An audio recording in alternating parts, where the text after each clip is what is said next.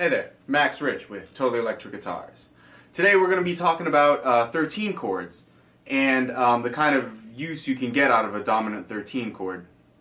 If you've never heard of what a 13 chord is, or even maybe what a 7th or 9th chord is, then I suggest you jump back to a couple videos beforehand where I explain a bit more about dominant chords, dominant 7th, dominant 9th, things like that.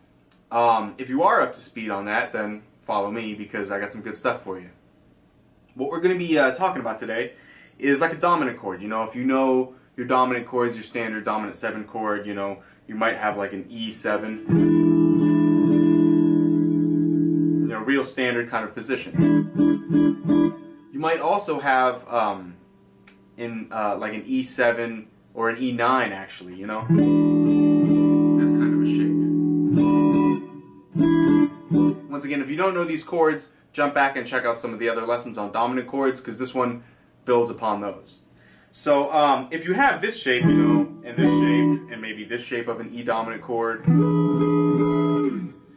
then it's time, I think, to get a little bit more color into your sound. If you remember the way I explained dominant 9 chords, is like you have a dominant chord and you add a note. You add the 9th of the chord or the 9th of the scale to that chord, so like the 2nd degree. Which in this case, if we're analyzing E dominant, the F sharp, or the 2nd note of the E dominant scale, the F sharp is then added to the chord.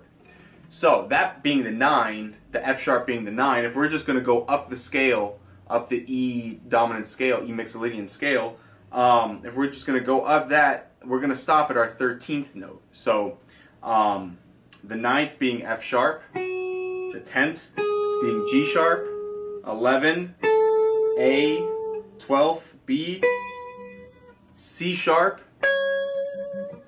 is 13. So basically when you're building a 13 chord, you're going to be adding that 13th note of the scale to the chord.